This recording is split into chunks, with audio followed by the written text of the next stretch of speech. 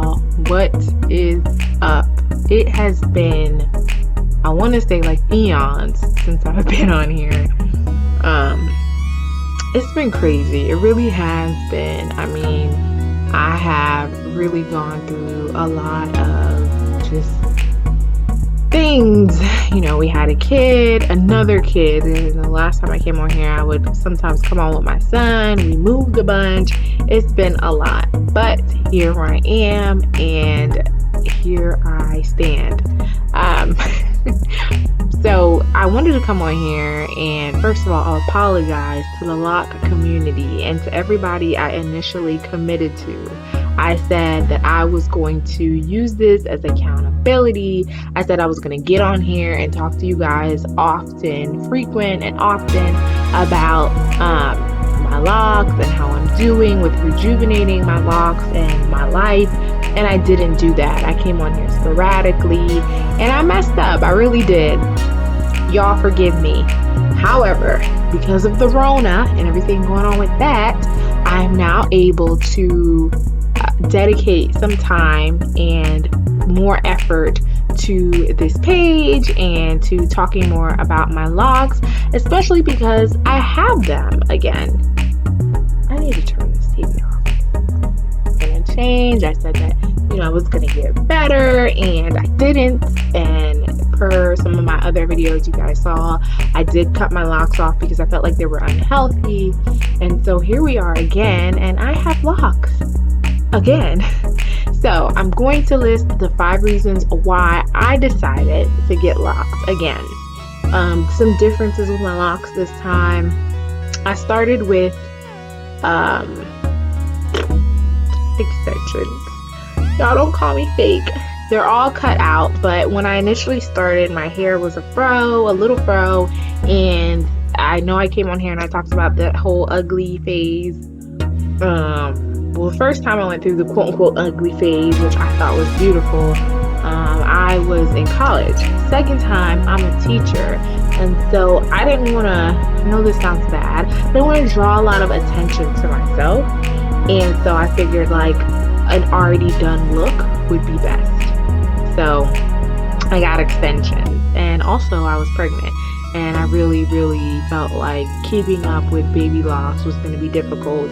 The first time I was single, I had no kids, and so I was able to kind of like put my cap on and be consistent in the beginning, but pregnant with a kid and a husband and all that, it gets complicated. So I knew that extensions were the best thing for me because it was less likely for my locks to unravel with improper care. All right, so here we go. I'm gonna try to make it quick. Videos to me are the best, straight to the point, but I did want to apologize to you and give those of you who are new to my channel a little bit of background. It's been about 200 of us rocking it for about 4 years on and off. So here we go. I'm going to be more consistent. I'm going to be in y'all's lives, and I'm going to talk about my locks and continue to discuss my journey. So reason number 1 that I got my locks back, or I had them reinstalled, was because I had a daughter, and I did not want to scar my daughter the way I was scarred as a child with getting my hair done. I feel like it was always stressful for my sister to do my hair because she had to do her hair too, and also she was a teenager. My mom didn't want to touch it. It was either relaxer or your sister. And my sister was the one who could braid, so I would always get my hair braided by my sister, but she would always be so mean about it. And so I was just like, when I found out, I went for the ultrasound, I found out I was having a daughter, it just, initially I really thought we were having a son because we already have a son, and my husband is one of 3 boys, and his parents always wanted a girl, they didn't have a girl, so I just knew we were having another boy. And he ended up having a girl. So instantly I'm thinking, gosh, I don't want her to have the same experiences I had as far as like somebody being stressed about their hair and stressed about your hair. So I prefer to be stressed about her hair than to be stressed about my hair. So I feel like locks, even though they're not carefree, there's a little bit more leeway opposed to freestanding natural hair. And of course, I want my daughter to have a positive experience. I don't want her to see me stressed out about her hair. I want us to have a really great bonding experience when I do her hair. When I was growing up, there was no YouTube or anything like that. YouTube is a new development. So luckily, I have a community of Black women and videos that I can watch to ease the process of my daughter getting her hair combed and products to use. But I still am not the best. I can cornrow and stuff like that. But if I'm going to stress about somebody's hair, I want it to be her hair and not my hair. So to me, locks was what I was comfortable with. I had it for 5 years the first time, and I thought that was best. Two, I just couldn't deal. So I really thought that I was going to take my locks out and be getting all this like sewing, and I was gonna maybe not get a relaxer, but like I was gonna get this expensive human hair sewing. And I remember the first time I went to go get my hair straightened, I ended up paying like $200 because the hairdresser said I needed like some hydro treatment and this and that and this. My hair was dry and all these things, and I was like, bro, this is not cost efficient or effective. I am very cheap. I don't care if I have $1 million in the bank. I will always be cheap, frugal. If you wanna, cheap has a negative connotation. I will always be cheap. I am cheap. And so for me, that wasn't cutting it. I didn't realize how much it costs to get your hair done. And I'm like, well, next time I need to budget for like a year or two to get my hair done. And I can't be out here, Monday morning, like who did it?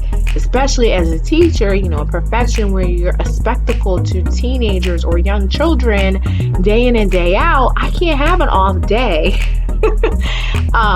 So for me, I was just like, yeah, this is not working.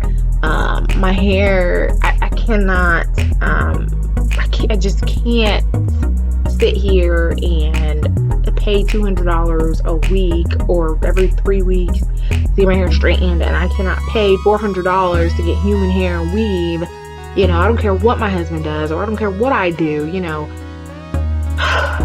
So until I learn how to do my own sewing and manufacture my own human hair, I don't think I'm gonna be, getting my hair straightened or getting weave anytime soon. But in high school, I did get it.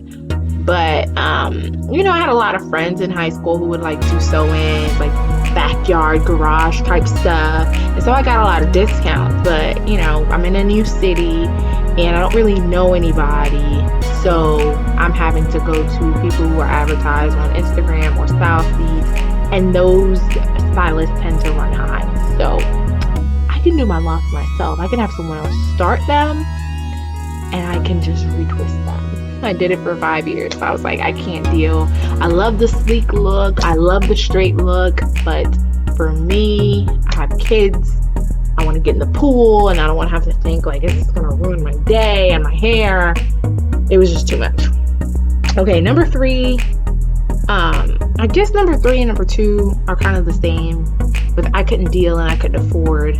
So number 2 and number 3, they're pretty much the same. I couldn't deal, I couldn't afford. So I guess when I wrote these points down, I should have probably expanded on my points a little more on my page. But when I say I couldn't deal, it was like, I have 4C hair and there's nothing wrong with 4C hair.